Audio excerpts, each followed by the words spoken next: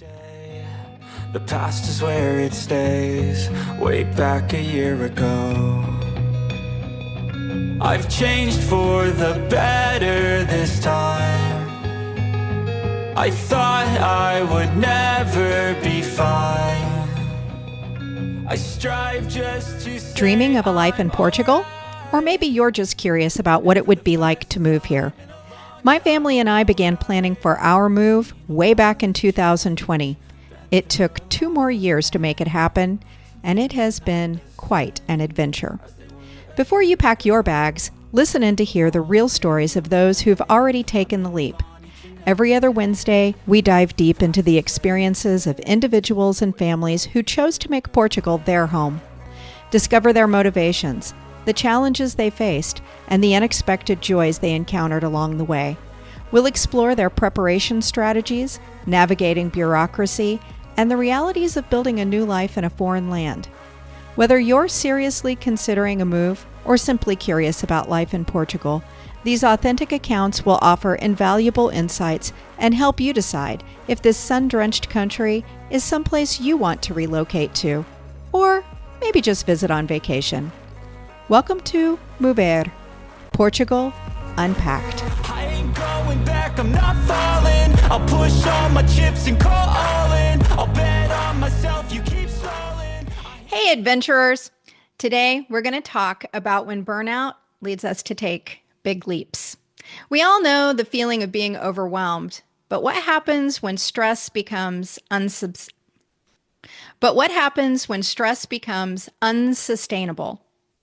Our guest today, Rudy, experienced that firsthand in the tech industry. After hitting the burnout wall, he decided to rewrite his story. He packed his bags and moved his family to Portugal, not just for a change of scenery, but to build something meaningful. He's now developing a tech tool to help others inspired by his own journey to recovery. He is also hoping to be a bridge for those wanting to take this leap by making their adventure more straightforward and accessible with the guidance he wishes he had had. Rudy, thank you so much for being here today. Thank you so much, Melissa, for having me. It's an honor to be on your podcast. It's my honor. And I have to let you know, you are my first tech burnout interview. And so for every interview, I do a little bit of research. And so I started reading about burnout in tech. And actually, you're not the first person that's approached me. I met a guy in Madeira on a gondola ride who just heard me talking about the podcast. The top podcast is about burnout. And he said, hey, you should get some people from the tech industry to come on and talk about burnout because we're on fire, lady. Yeah. So I did some research and I was shocked. In an article, and I'm going to have to read here because I don't want to mess up Sarah's words, but in an article written by Sarah White for CIO, which is a website for business technology executives, she shares some pretty alarming statistics. She says more than half of tech workers, 58%, say they feel overwhelmed by their daily responsibilities and tasks, with the average tech worker reporting they only have the capacity to support 85% of the tickets they receive each day. And those tickets, I think, are in relation to their job tasks for what they need to do. Tech workers also report finding themselves responsible for a range of tasks outside their job description, such as cybersecurity. 39% of their job they feel is cybersecurity issues, internal security issues, 26% of their job, and lack of budget and them having to figure that out, 25%. This increased workload is contributing to tech worker burnout, leaving them with little time to get caught up. So, Rudy, your journey with burnout and to Portugal has had 2 phases. And the first started back in the tech world. Can you walk us through how your job led you to burnout and then ultimately the decision to come here? Sure thing. I think, that article resonates with me. And I think it is true that folks, there's so much demand being placed on the average team that it's just unrealistic. I think, and when I look back at my personal experience in tech, I think about just the overall flow and the infrastructure of our teams, right? What in tech, it is common to have a young person leap into a managerial role without much experience, right? And I think what happens here is, or often, and I talk to a lot of folks about this, is when you have someone that goes into a managerial role without having done the job themselves, they tend to have unrealistic expectations, right? And these expectations happen in meetings without the team. And they then set the goal, like they set unrealistic goals for their teams to their managers, and their managers report this to the CEO, and the CEO makes that promise to the board, and now the whole company is accountable for something that just doesn't make sense. That's just will not happen. And rather than the manager acknowledging this and kind of tweaking the expectations, they tend to put a lot of pressure on their teams, and that's when the burnout starts to unpack. For myself, um, we had these goals that just didn't make any sense at all. And it was a very similar situation where my managers didn't have hands-on experience with the project. And so they could say, well, this seems easy enough. Let's all do this. And we tend to, especially high performance workers, we tend to put the burden on ourselves, right? When Yeah. we want to own the task, and we want to do a great job, but not just a passing job, but we want to do a great job. And so we take all this burden on ourselves, and we just kind of burn out. For myself, it got to a point where I was working 7 days a week. I was working over 10 hours a day. Sometimes I was working 15 hours a day for weeks at a time, and that went on for years. Um, and it just became miserable. I just was unhappy with my work. I was unhappy with the place I was in. I was unhappy with my leadership. And unfortunately, that translates into a culture that everyone then feels burdened by, right? Because if I'm working is 7 days a week, I'm answering emails on Sunday, I'm answering Slack messages on Saturday night. My colleagues feel that they have to do the same thing just to keep up, just because they don't want to look bad. And it's just, it's toxic, You really. know, this has come up in a couple of other podcast episodes too, which is something about just the work business culture in the United States has, because you were working in the United States, Mhm. but it has gone through a really big shift. And this had even started before the pandemic, I think. But we kind of have this business model of, I don't want to call, names, but it's almost like everybody's lying to each other.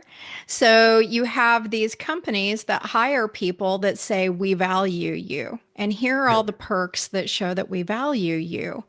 And so you go in thinking that you're valued, and then your kid gets the flu. And you find out really quickly that the value is in your productivity. And I mean, it is toxic, is putting it mildly, you Yeah. know, because it's almost like you're being lured in. And to your point, there also are people who are considered qualified because I feel like there is such a, especially in tech jobs, such a resume padding that happens because you can go in and get certifications and qualified, and put that on your resume and it sounds really good when really it was a 2 hour free course at the library where they shot you a little certificate, that said you could do these things. Yeah. And those people then pad that with their college education and do get those managerial positions. And to conclude my little soapbox rant here, I also think that in general, throughout the United States, we have a lack of people learning the basic skills to do any job. Yeah. People are just thrown in and we call it on the job training. No, it is, we call it also building the airplane while it's flying. That's not That's right. safe and it's not No. good and it's not productive for anyone. Yeah. And it contributes to all of this.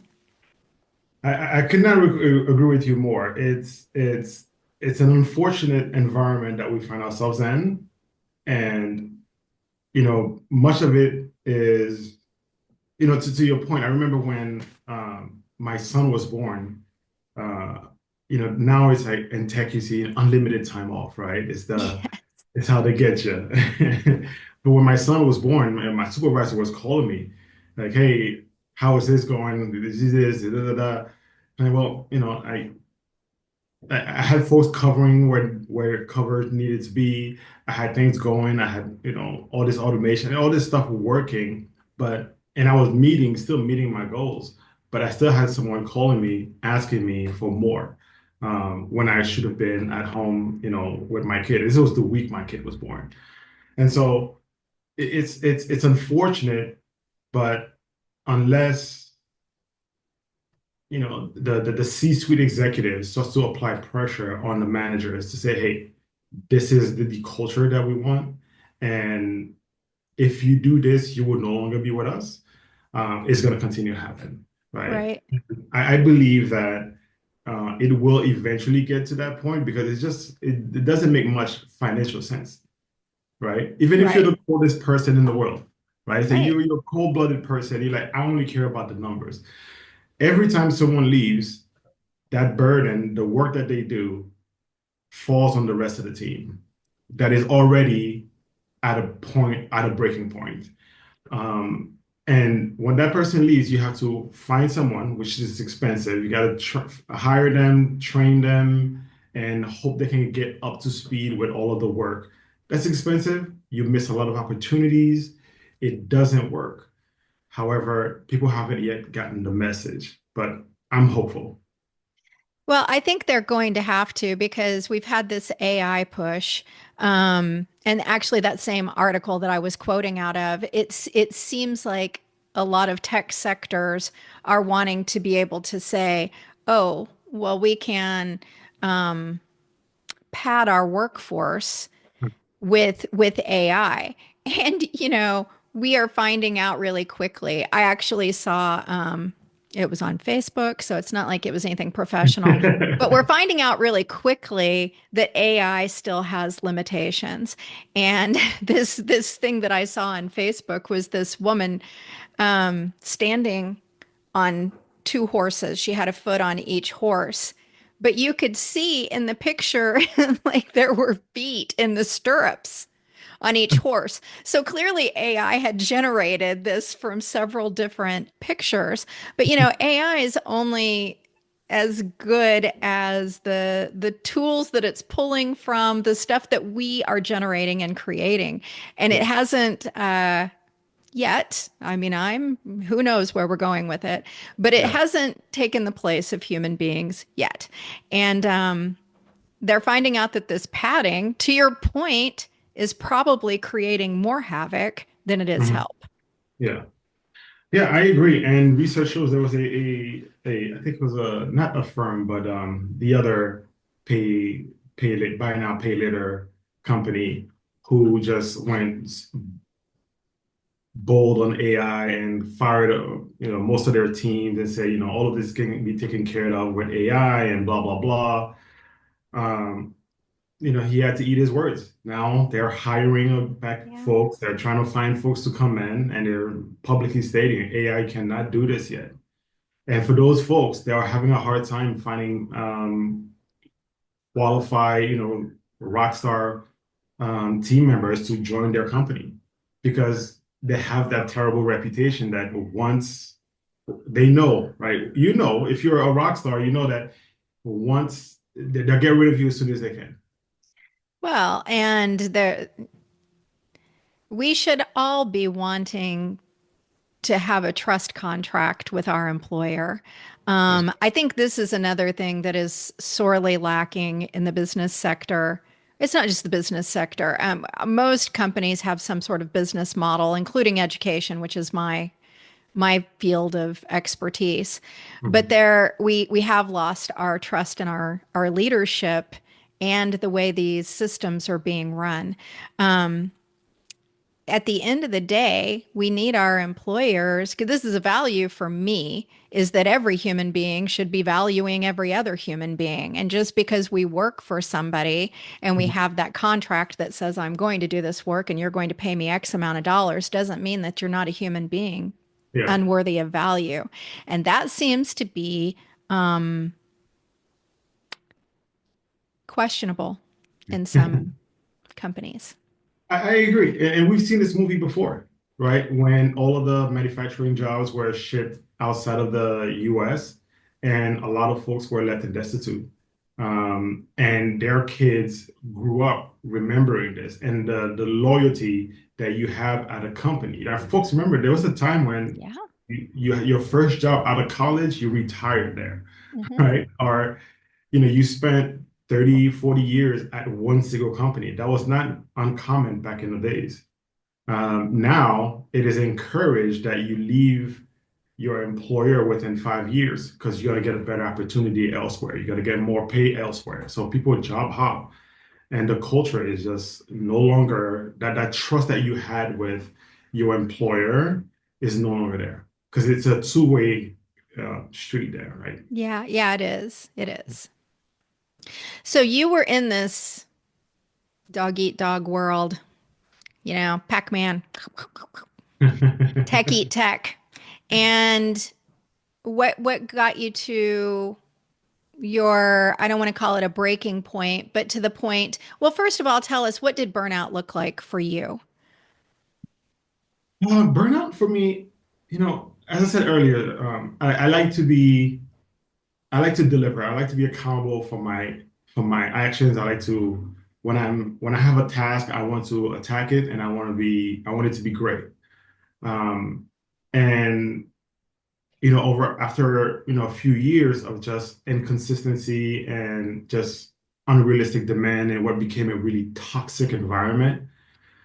I just kind of realized that I was not spending time with my friends. I was not spending enough time with my family. I was just not a pleasant person to be around. I was always tired. I was glued to my phone, checking emails, and like always thinking, okay, what can I do? I was always talking about work. I had lost like my joy and my personality outside of work.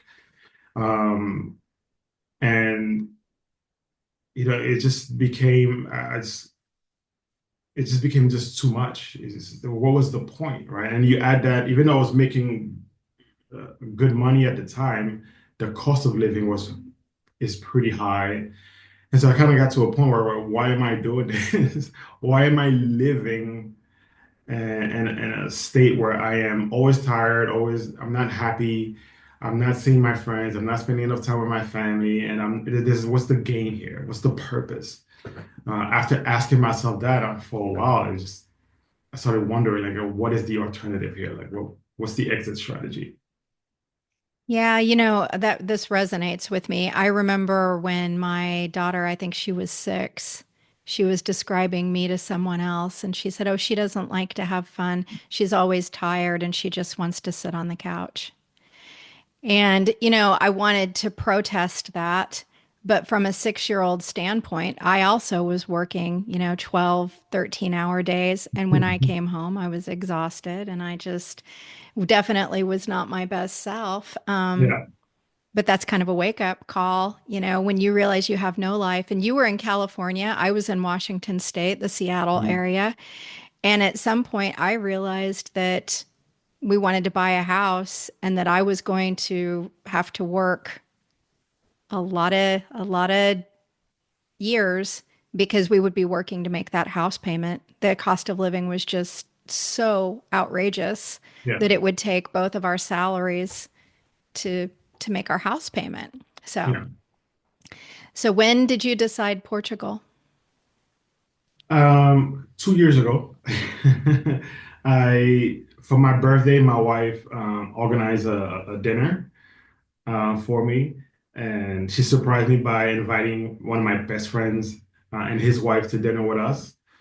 We got the talking. It just felt throughout. We were there for hours, and it just felt good just to be talking to friends, right? Yeah. It's an odd thing to say, but it just felt good just to be talking to friends and sharing stories, sharing laughs, sharing some wine.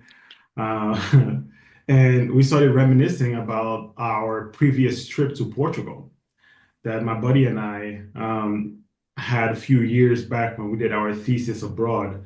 After we did our thesis in Czech Republic, and we just traveled around Europe, and we landed in Portugal because he's from Portugal. Well, he's from Angola, but he lives in Portugal, and we just talked about it, and we just kind of reminisce about the culture, the food, the people, and the weather, and all of this.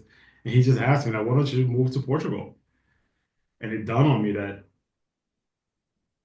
why not? Yeah. And so after that, my wife and I talked about it, and we just kind of got obsessed. And we started researching and watching a bunch of YouTube videos, and we watched our Rich Journey guys, and just kind of research. And we did that while working. Work was still unbearable. And now that there was a light, like a flicker at the end of the tunnel, I started asking myself, like, why am I putting up with this? Why? What's the point? What's the goal here? Why? What's the end game? Why? And that light at the end of the tunnel started getting brighter and brighter and brighter until one day we just decided this is enough. We should go. So you got started with your paperwork 2 years ago, Yeah. or how long did it take you to get the paperwork portion done? The paperwork portion, it took us about 3 months to get all of the paperwork and all of the research together and all of that, um, getting all of that aligned. Fortunately for me, my wife is meaningfully smarter than I am. I don't know And if she's smarter, but she's definitely very organized and she's your go-to person if you need to get oh yeah, something done.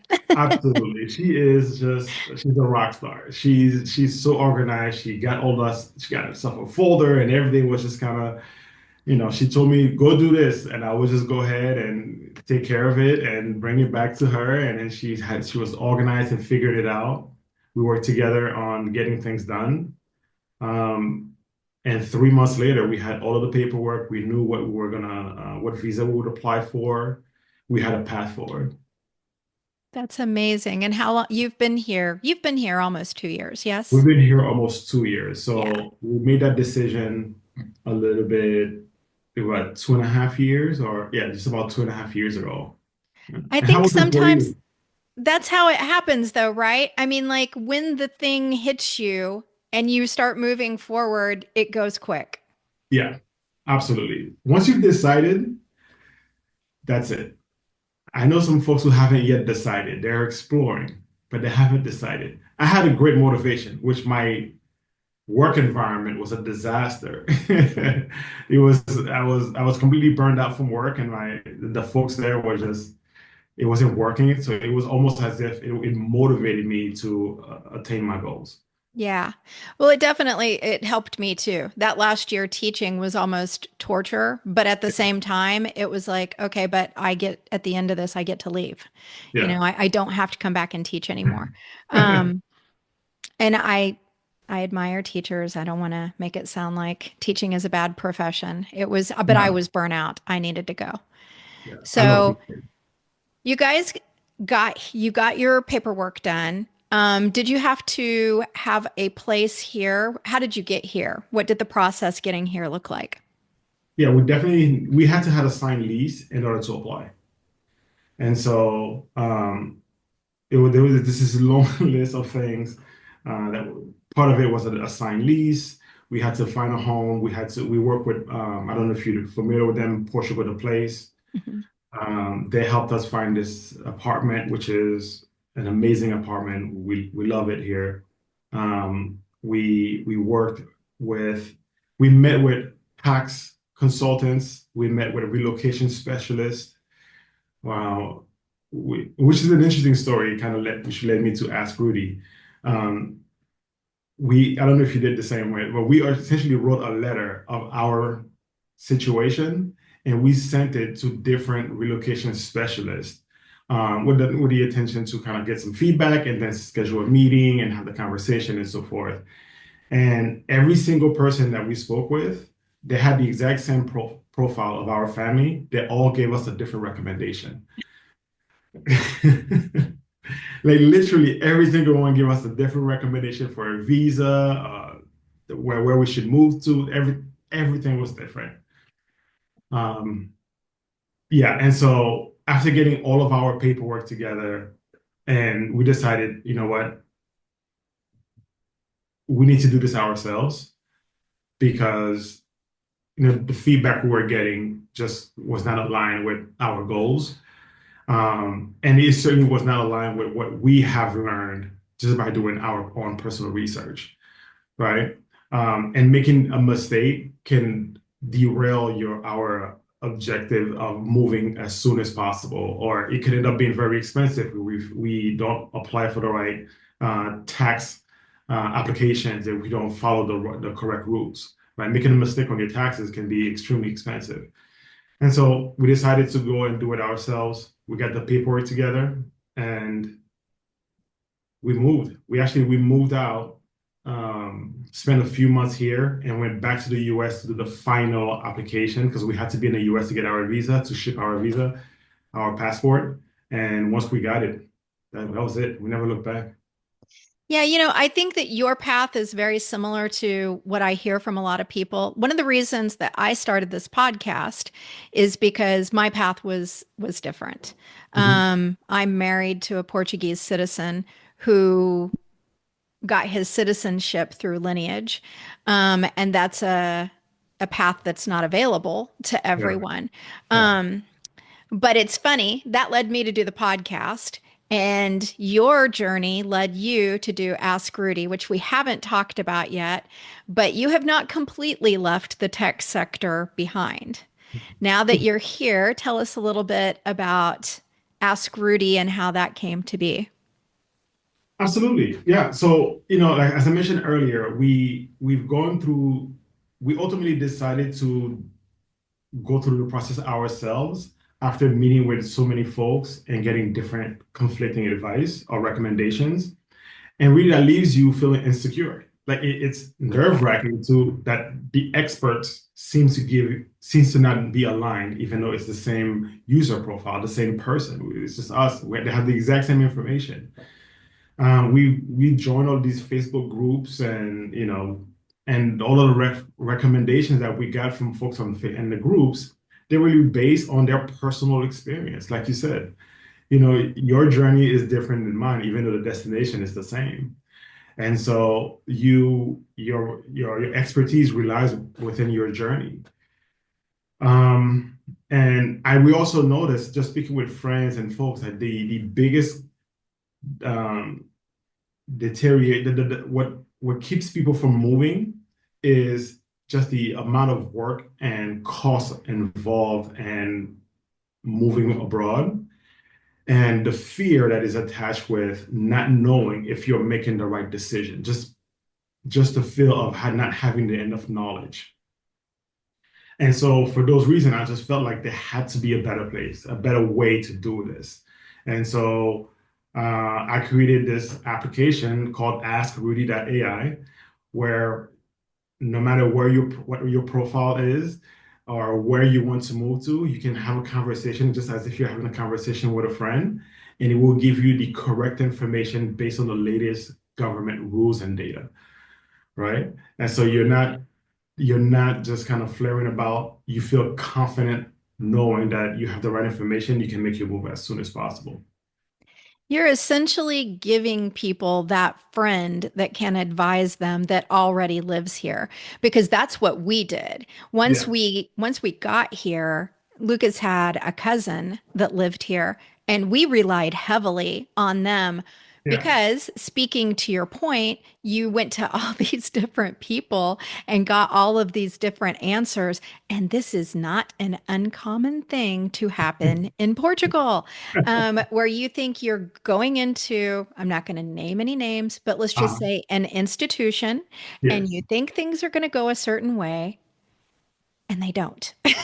So you kind of have to expect the unexpected. But what you do rely on is other people Yeah. and asking them questions and getting that guidance from those that know how these systems work. So you Yeah. are offering that to people without them having to do the hours of deep diving and going down rabbit trails that dead end, because Yeah. that happens a lot too, A which I lot. think is amazing. Yes. Yeah, absolutely. You nailed it. It's so difficult to get the right information. And sometimes you don't have that resource, right? Um, Sometimes you don't have the resource or the advantage of having someone that is local to the country that you want to move to, Yes. right? So having someone who knows the rules and can answer all of your questions, no matter how good or bad you think that question is really helpful. And is Ask Rudy just for people moving from the US to Portugal? No, it is wherever if you want to move, it's for anyone who wants to move relocate to a new country. Okay. Period. Okay. Right. So if you want to move from the US to Japan or from the UK to Mexico, go to Ask Rudy and it's got you. That's amazing. So Ask Rudy provides the app. Is it an app? Yeah. Yes. It's a web It application. yeah. Yeah. So is there a component where people can ask you questions if they want to actually talk to a person? Absolutely.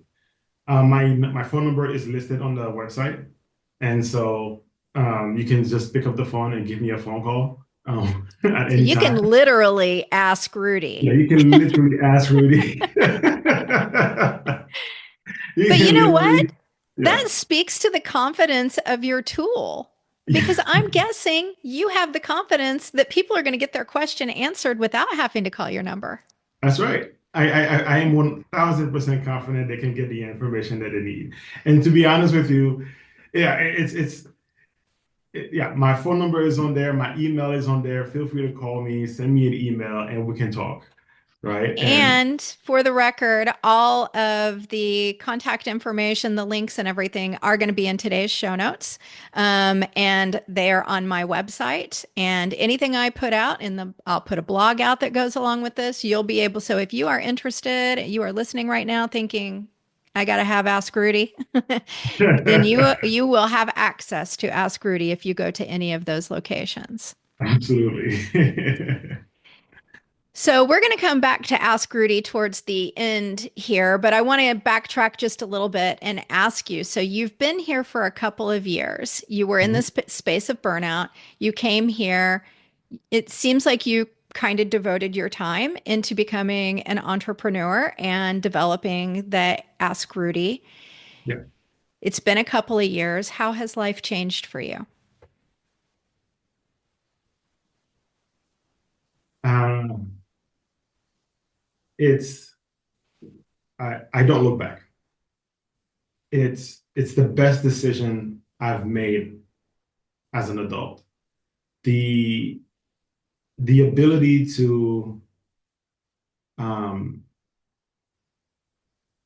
the ability to live in an environment where people matter, um, where I can be productive in life while being a great parent, a great husband, um, being a valuable member of society without detriment to myself, right, is the best decision I could have made, right? And it's like it's not like I'm no longer working, right? I'm still working. I have a passion project. I see a problem out there that I want to resolve for folks, And so I'm in it 100%. And I'm someone who gives it his all. So I'm working hard. Um, but there's none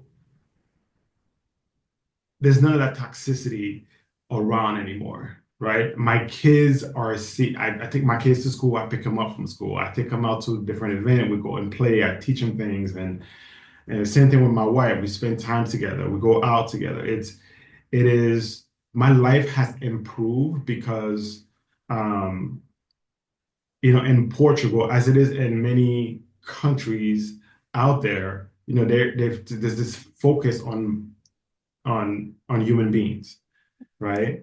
And that work life continuity, not a balance, but a continuity, right? Because, in my personal life with my wife and my friends, I still talk about work, but it has a different tone.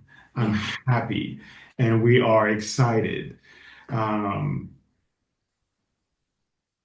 it certainly is the best decision of my adulthood. I felt it took a while for me to well, I had a really hard time adjusting to this lifestyle because it was slower paced. But I mean, I'm an American, and I have grown up with the pressure to perform Yeah, and the pressure to produce. yeah, And it was really challenging for me to transition to a space where I felt comfortable not having that pressure. I yeah, mean, I didn't want that pressure, but yeah. honestly, I didn't know kind of who I was if I wasn't pushing, pushing, pushing, which is something that doesn't really happen here. You know, it's interesting that you say that because one of the first thing I did when I when we moved is I purposefully did not I purposely did not keep myself busy, right? I said, like, you know what, I intentionally said, you know what, I'm gonna take a month or 2 months to really allocate and really focus on what the next chapter of my life is going to be. So I didn't want to be constantly busy and running around and just packing my calendar, right? Yeah. And because of that, I was able to um, kind of reconnect with myself and with my true self and like what makes me happy and the things that I kind of buried while I was kind of drowning in work. And also allowed me to see it allowed me to talk to a lot of my friends and like go online and go to the websites that I found interesting, right? And Yeah. read the things that I thought was kind of cool, right? And I uncovered this particular need that folks have. Um, and it allowed me to create this web app, this website that helps people. And that need that you're talking about, right? That to busy to achieve and to like to kind of hustle. I still have it, and now I'm doing it. But now I'm much more happy doing this. I imagine it's probably you feel that same kind of passion with the podcast and the other things that you're doing. I do. I'm doing things that I want to do for the first time in my life, to be honest. Yeah. But there was a lot of guilt and a lot of struggle to get me there. And I'm really good at if there's no work, I will create some for myself. So Yeah. I've had several starts and stops on my journey where I'm like, okay, you are creating the exact environment and you're doing it. Nobody's paying you to do it. You're doing this to yourself.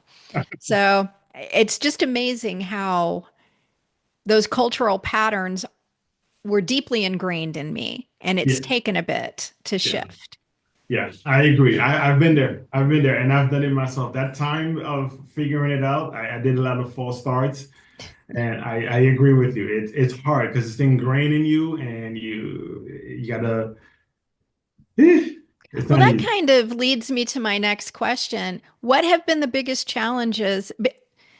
And it maybe you don't have any, and that's okay too. But Yeah. I personally had challenges, especially the first year.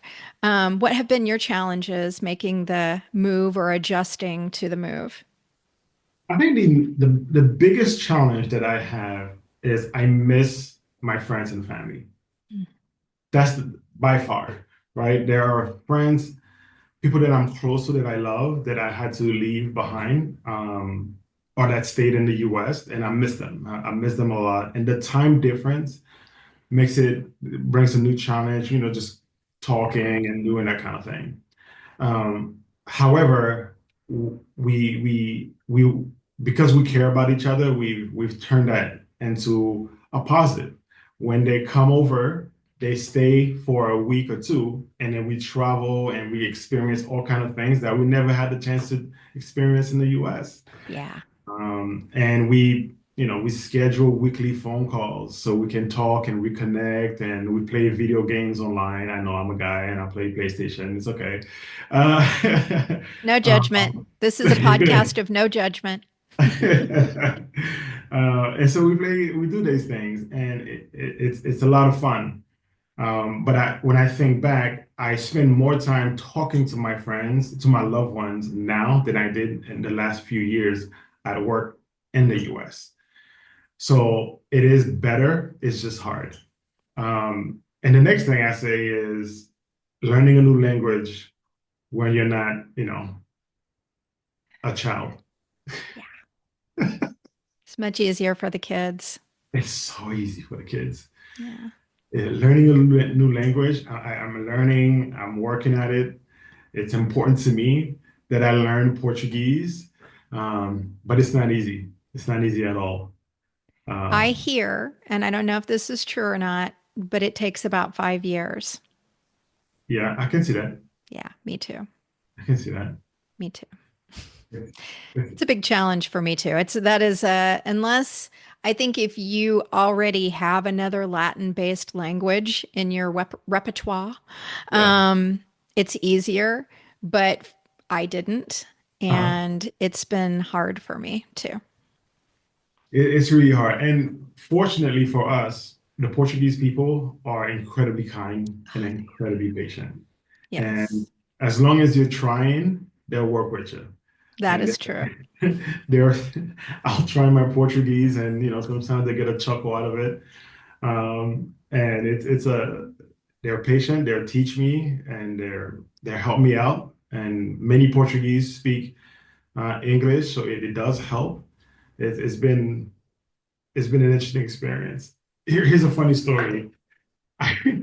My family and I, we went to this restaurant, and I was struggling, and this group of guys came in and they kind of helped me out, and they helped me practice a certain word that I won't say here. But it turns out it was not a very nice word. It was one of those, it was a joke. And so I went around saying this thing for throughout the whole restaurant. And I'm like, "Wait, why is everyone kind of looking and chuckling to themselves?" And the waiter told me what was up, and we all had a laugh. You know, So this is where it does help when your kids learn it because how old is your oldest? Second grade? 7 He's now. 7. Yeah. So at school, I've noticed over time, they learn the words that they're not supposed to use. So Ah. my daughter is great at correcting me. She'll say, you're saying that incorrectly. Stop saying that. When you say that, that's not the same thing. All those Yeah. kinds of things, which is helpful. Yes, we sometimes can't trust. The Portuguese love a good joke. That's So, right. and sometimes we play right into their hands, but they are kind people, but they laugh at each other as much as they do Yeah. us. So Oh yeah, for sure. It's in good fun. It's in good fun. that's I had a right. great time. Yeah. Yeah. My kids now, they speak to each other in Portuguese. Isn't that awesome? It's amazing, but I know I'm in trouble. Rather than the adults talking about the kids in the language they don't understand, you've got the opposite. The kids are going to be talking about you guys, and you're not going to know what they're saying. Yeah. Oh yeah. Oh yeah. I'm in trouble. So, what have been your biggest surprises? Like things you didn't expect, and you're like, wow, who knew? Um, I think there are two things that really stands out to me.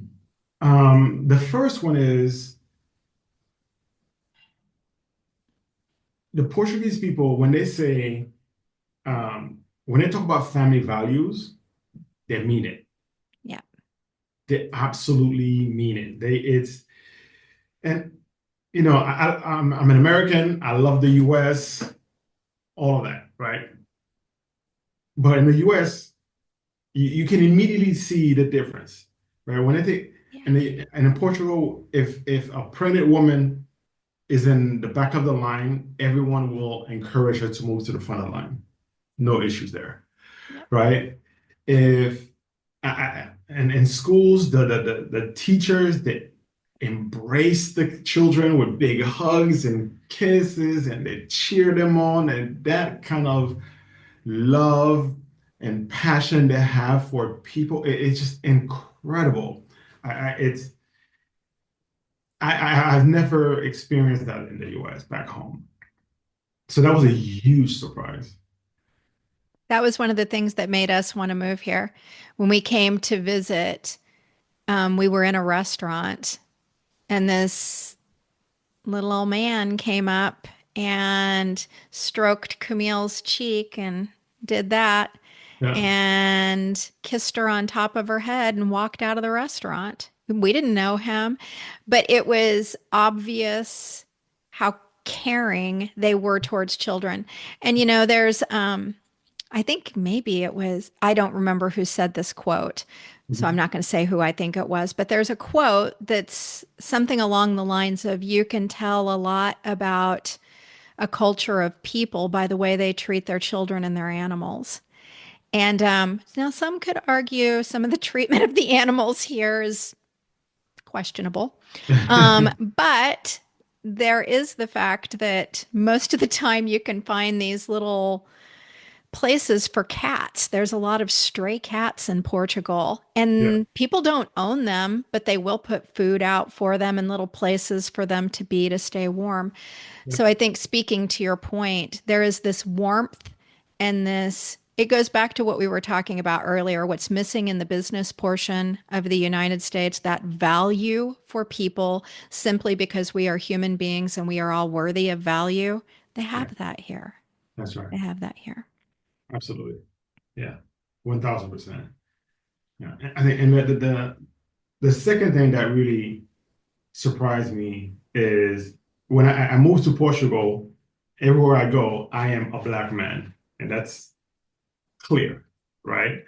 And you know, there's certain things as a black man that you worry about that you cannot do uh, um, in certain places, right? And I will never forget this. The second day, the morning after we moved into our home, my wife, she wanted some coffee and that kind of thing. And there's a local cafe to us. And I went to the local cafe, ordered two coffees and some pastries and so on. And when I got ready to pay, they told me, hey, we don't take American currency, which I just didn't have the chance to go to the bank yet. It was like literally my second day, less than 24 hours into the country. We don't take. I say, oh shoot, sorry about that. I try to pay with my credit card. They're like, no, we don't take credit. I'm like, shoot, like what am I gonna do here? Like, I'm like, that's all I've got. That's all of my currency. And the guy said, oh, don't worry about it. Let me pack this up for you. They just pay me tomorrow. Yeah. I'm like, what? This is something that has never happened to me ever, right? And so the idea that a business would just say, never have met me, they don't know me from anything. They say, hey, let me pack this up for you, pay me tomorrow. Yeah. And so, I took everything and I was like, are you sure? Yes. Okay. I took everything and came back later that day and paid for my food and paid for a few other customers that were there, just as a big thank you. And I was that kind of, you Yeah. know, So we had um, a similar experience. yeah. Lucas is not on here. He's Brazilian. Uh, So for anybody that sees this, he's very dark complected. yeah. And so he gets mistaken for a lot of nationalities that he's not. But the first time we came to Portugal, So, two things happened. Lucas got searched at the airport going through back through US, which I never get searched, but he always does. They Yeah. actually used a razor. They had a razor thing and actually cut the strap on his backpack, and it was just Oh no. ridiculous. Yeah, but I mean, like I said, many border crossings in our lives, and many times because he's, in my opinion, and it's my Yeah. podcast, I can say whatever the hell I want to. It's because his skin is darker than mine and he gets pulled. So, and he's very gracious about it. So we kind of expected certain things when we got here also. And Brazilians they're a little lower on the pecking order amongst the Portuguese. So sometimes there's a little bit of racism there. So we expected some things. So we were in Evora. I don't know if you've been to Evora. It's a Not yet. beautiful walled little city. It's in the Alentejo. Okay. And we were visiting, and I wanted to get my hair done because it was much cheaper to get it done in Portugal than it was to get the same services in the United States. And so we were in a shoe shop. I was also trying to find a pair of Portuguese shoes, and the lady's talking to us. And Lucas asks her if there's a place I can get my hair done. So she tells us like three places, but she really wants me to go to her friend.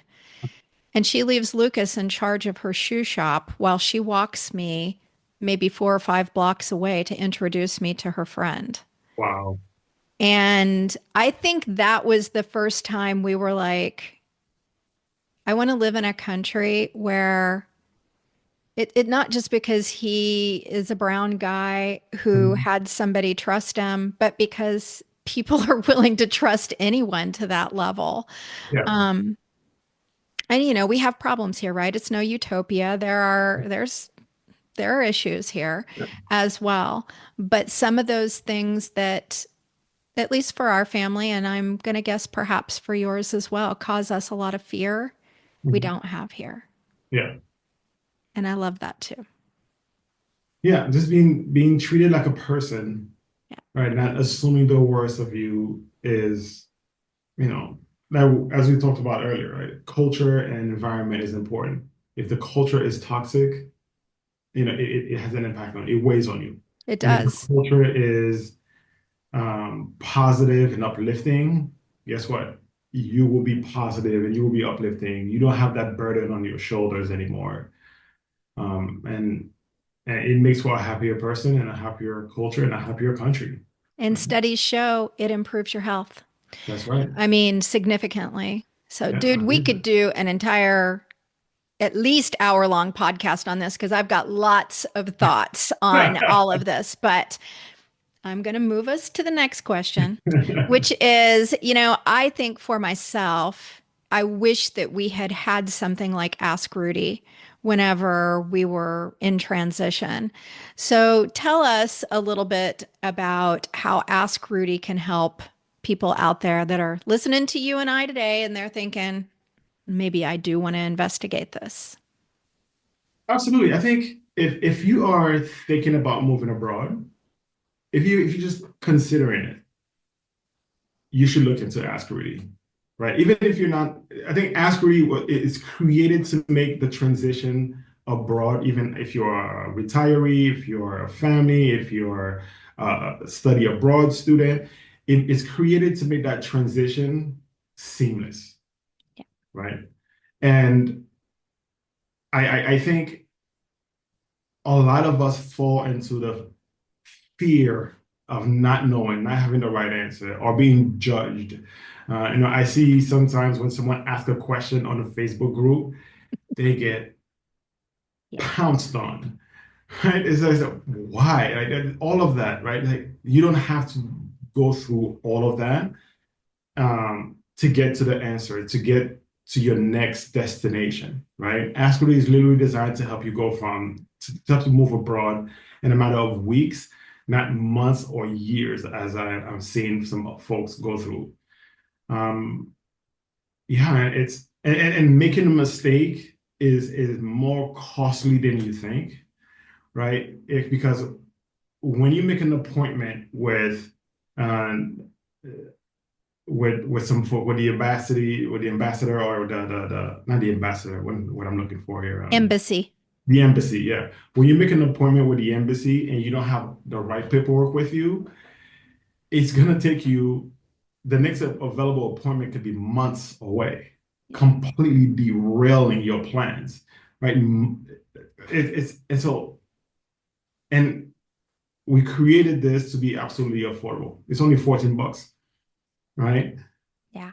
The consultant, a consultant will charge you $100 just to meet with you, Yeah. right? So invest in yourself, take the leap. Worst case scenario, if you don't like the new country that you're in, you can travel to another country. And if you want to go back to the US or go back to your home country, you can always do that. But I think regret is the biggest burden anyone can have, right? The regret of like, oh man, I could have done this, or I could have lived in Japan. I could have lived in France. I could have lived in the UK. I could have moved to Thailand and live on the beach and all of this stuff. I could have had that dream life, but I never did it because I was too afraid, or I just didn't have enough time to do the research. Don't wait. Even if you don't have to use Ask Rudy, don't. But I implore you to take that leap of faith and live a better life. I agree with that 100%. And there's a couple of things I know I would have used Ask Rudy for had it been there for me. The first one is when you're back in the US and you are coming up, it's a big, big move, a little bit of stress there. I would wake up in the middle of the night and Yeah, be like, I wish I could ask this question. And yeah. you're not getting paid, you're not having to pay extra money to ask Rudy whatever questions you have at 3 o'clock in the morning. It's the same price either way.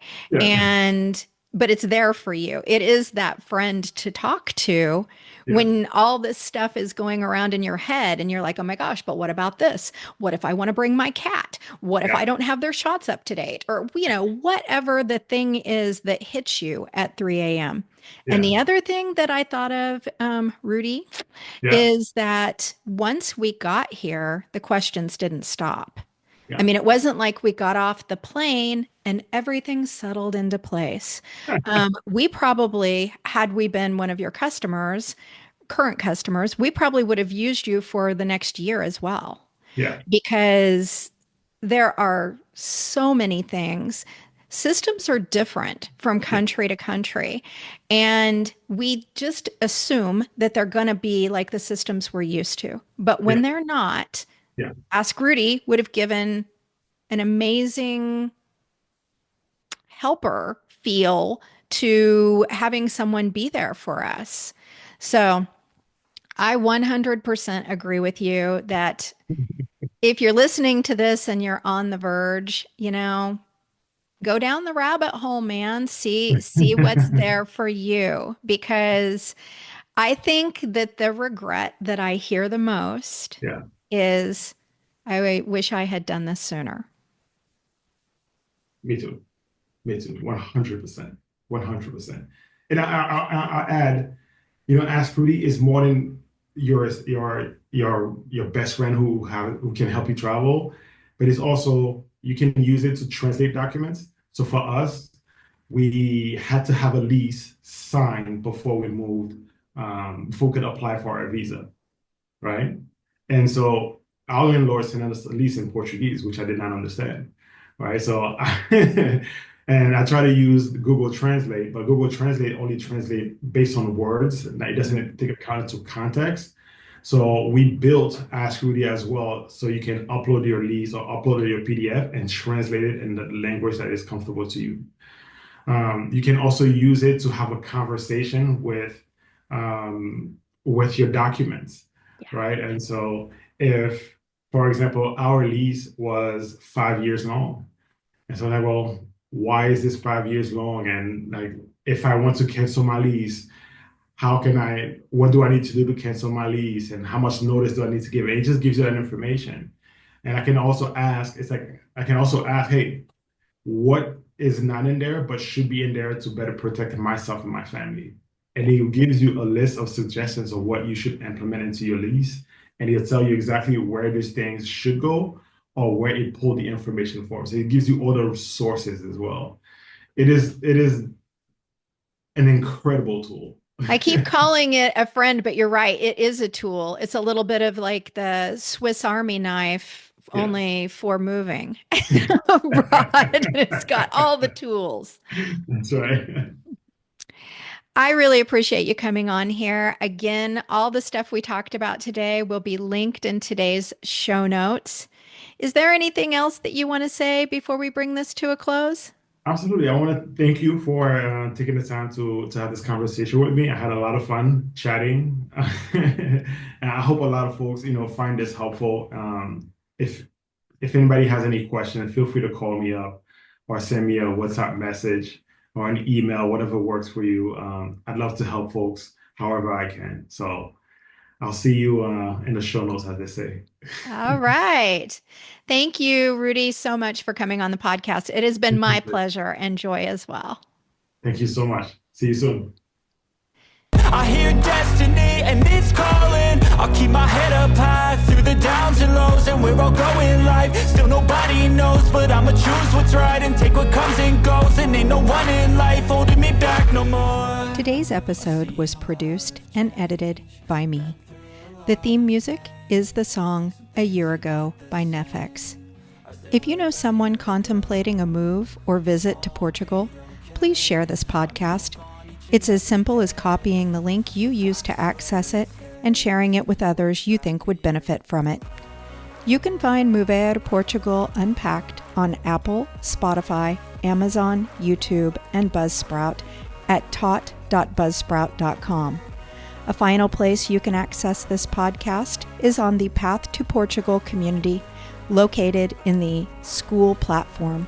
That's school, SKOOL.com. On this platform, you can also access Ask Rudy, a tool to answer your most complex and simple questions about relocating to another country. If you want to understand the move abroad process, simplify the steps for efficiency, and save money, ask Rudy. And for those of us wanting this to be part of a bigger life change, the Path to Portugal community also offers the Living Brave program. This is a program offering you the tools to move forward and align your life through brave action, as well as the community support and accountability you've been needing. All links to all platforms can be found in today's show notes and at totspot.com. Be sure to comment, like, and subscribe. Just a gentle reminder, Mover Portugal Unpacked is for entertainment purposes only. It should not take the place of professional or legal advice. The views, thoughts, and opinions expressed by the host and guests are their own. They reflect nothing more than that. All experiences are expressed through the filter of the individual. And hey, this is Portugal. We can all have very different experiences doing the exact same thing here. So please, do your own research and discuss your options with qualified professionals before making this or any other decision. And a final note, any opinions or thoughts expressed during this podcast are not meant to malign any group or organization. This is Melissa LaFour. Thank you for unpacking today's portion of the Path to Portugal with me.